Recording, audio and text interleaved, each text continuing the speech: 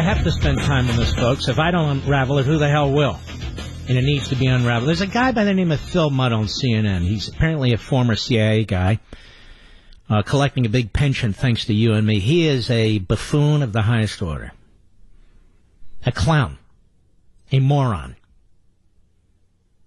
Listen to this idiot on CNN. I mean, you know, if you're an idiot, you're on CNN or MSNBC. Cut 5, go. If you're a deal maker who for 70 years has tried to portray yourself as an impartial mediator between the Palestinians and the Israelis, how do you sit there and say we gave away something for nothing? For a man who wrote The Art of the Deal, that is his father-in-law, we just gave the Israelis an incredible gift. What did we get in return, and how do we persuade the Palestinians, including a president who follows? The president is the guardian not only of his own presidency, but of future presidencies. How do we go to the Palestinians and say, now come to the table and we expect you to... Hey, idiot. Maybe you missed 70 years of history. Maybe you've been self-waterboarding all these years, you moron. The Palestinians were offered most of Judea, most of Samaria, and most of Jerusalem. You must have missed that. Now this idiot blames Trump for doing what Congress told presidents to do since 1995. You aware of that, you idiot? Mud, and you are mud. Your name ought to be Flake, but we already have one of those. So now the president actually institutes the law that was passed in 1995, overwhelmingly in the House, 93-5 in the Senate. Again, this past June, the United States Senate votes 90-0, and this clown, hey, you know what? The art of the deal, always the cheap shots, always the attacks. The fact of the matter is, Donald Trump will be remembered for this and 10 other things he's done as president. Many of us never thought we'd see it, but we're seeing it. And this guy, Mudd, won't ever be remembered for anything. He won't even be a footnote to a footnote in history. Creeps like him. Creeps like him, the art of the deal. Hey, how was that Obama art of the deal, putz, with Iran?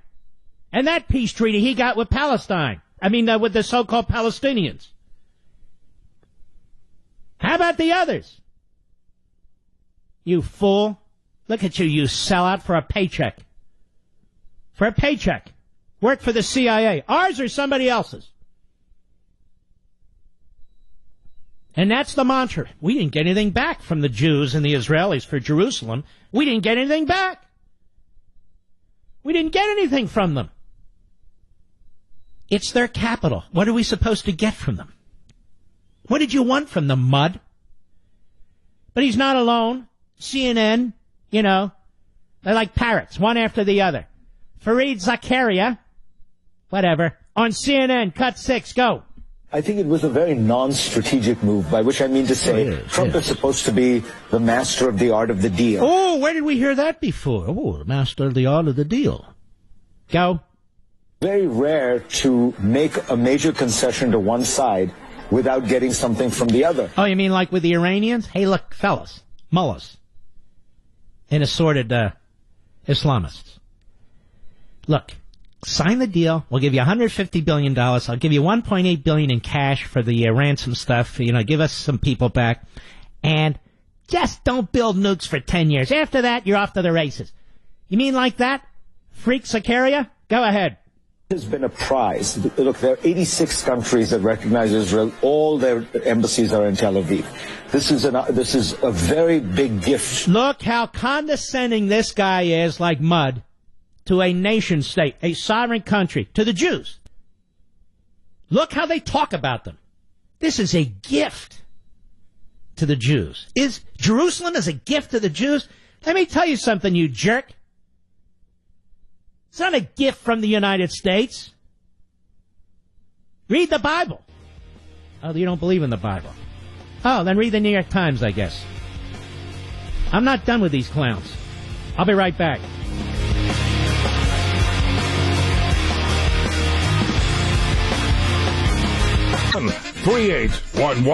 Many of these leftists and so-called reporters, not all, but too many, see, they view the United States as the great Satan and Israel as the little Satan, too, don't they? Just like our enemies.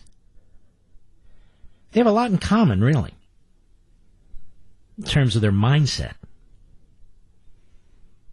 It's not hard to condemn Hamas. We know what Hamas is. We know what they're doing to their children and their women. Think about it this way.